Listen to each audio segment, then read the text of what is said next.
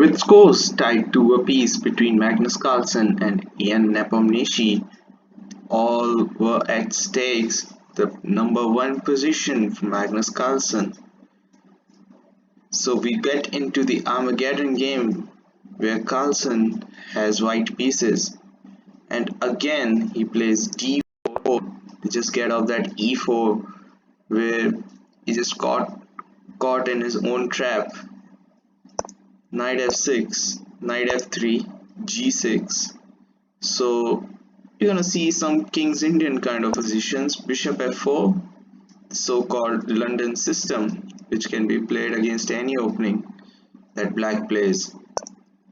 Bishop g7, knight bd2, castles c3. I mean, all standard development. h3 is quite essential. Always we see counter that bishop g4 move. c5, and this was exchanged, and e4. So basic idea is to grab these squares, and white has a very good space advantage in the center. With e4, when you strike e4 in the d4 positions, you always tend to get some initiative in the center of the board. As you can see, so many black pieces are still behind. This rook has to come in between. Whereas look at white pieces. Once this bishop gets out, white king will castle, and it will be a good game. Knight c6, and slowly but surely both parties are developing their pieces. Now that rook comes on to d8 from a8. Very good square, pressuring the knight, but okay, nothing to worry. Rook placing itself against the queen. Queen c8, e5. So Carlsen has decided that he needs to strike in the center of the board. Very good strategy. Knight now, d5, throwing punch at the bishop. Bishop tucks back, and now knight c7. So still nothing new. You have to remember that Nepomniachtchi is giving a minute to Carlsen, but black has draw odds. So still very good. Here's the good trick, the exchanging your bad bishop against white's good bishop, and looking at a2. So queen e4, ditching that pawn, but of course the knight is attacked. Queen b7. Well, from the long-term perspective, I don't like this move because it is placing itself in the spin, and this queen is unprotected. But although not significant at the moment. Knight c4, rooks were traded, and now rook d8. Again, I don't like this move, but this has to be played because you also have to capture the open file in the center. But the thing is, once this rook captures this rook, one of the knights has to take this, and backwards knight move is something, unless it is this kind of a move, I don't prefer backward knight's move. But nevertheless, rook takes, knight takes, offering the queen trade, and queens were exchanged. And now a4. Still nothing fishy happening, just a normal stuff. And king f8, just going into the center. Now both kings trying to centralize themselves, and now knight bd8. Well, as I said, still backward knights move. Knights on the rim are dim. If they are at the edge of the board, their efficiency decreases. But okay, this knight is planning to come itself to c6 to control these two squares. Although this is also a theme in this position that we are going to see.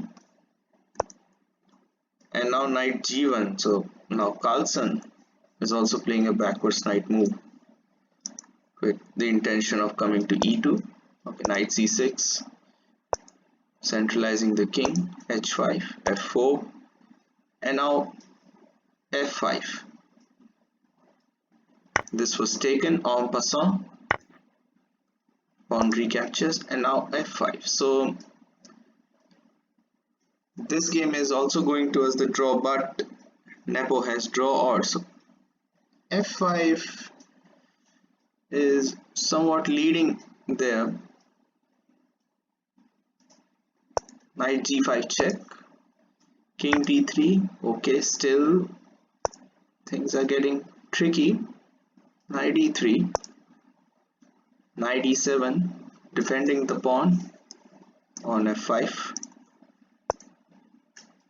Knight e2, knight e6, king c4, king c6, b4, pawns was traded, bishop h6, hitting this knight,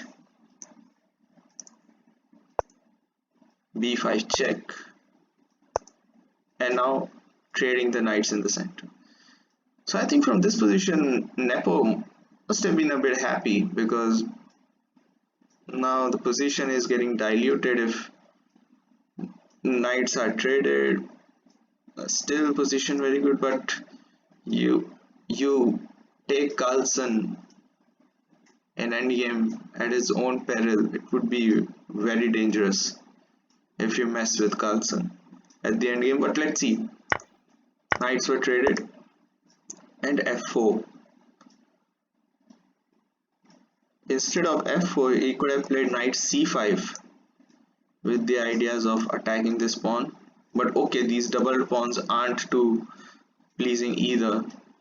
They're just like biting behind each other. Or I should say, this pawn is biting behind this pawn. And they're looking like defenses. If this pawn had been here, this position would have been quite better. But these three pawns are way too unpleasant. If knight c5 taking this pawn, also getting pawn up, still white has sort of compensation in this position. But okay, that's far-fetched. f4 played, bishop goes back, bishop f8, still nothing is happening yet. Knight c5 eventually, knight c6, and now knight takes pawn. Knight takes, knight c3 check, king c4, knight d1, and now bishop takes b6. So from this position, what we can see, these three pawns against the two, but look at this pawn supported by the king. If this bishop comes here, you might see a bishop trade, or this knight comes here, you might see this pawn rolling down. Very risky indeed. This pawn is a very big piece. It's like another piece in the position. And now black must strike. Knight check. Very good move. Just attacking these two pieces. This was taken and pawn takes. But this pawn is too loose. Knight c6, king d6, knight a5. Now the purpose for playing these maneuvers is to push this pawn and this pawn, try to support, try to shepherd these pawns towards the queening square. That's the main purpose of this position. Whereas this knight hasn't been dominated. If this was a bishop of light square and placed here, then it would have been a very tricky thing. Nevertheless, king e2, king f4, knight c4, position is going very good. King g3, And now knight takes pawn.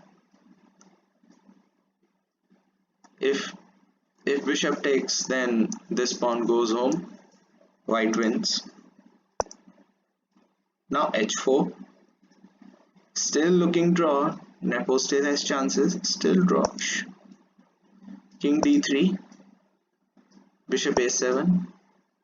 King e4. f5. Check. Just to drive this knight away from the protection of this pawn. And it's taken.